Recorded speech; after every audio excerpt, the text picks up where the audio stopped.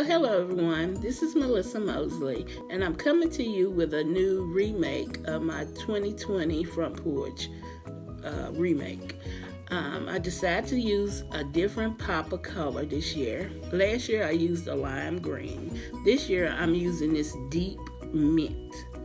Now,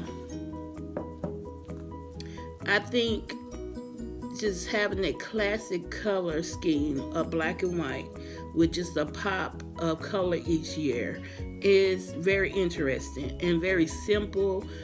You can add to it each year. It's very cost effective.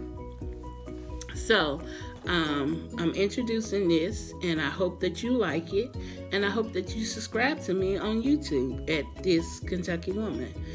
My channel is very much DIY, hands-on, and decorating, junking, home decor, finding them bargains, country cooking. That's what my lifestyle channel is all about. No drama, just fun country living. Everyone be blessed and have a good day.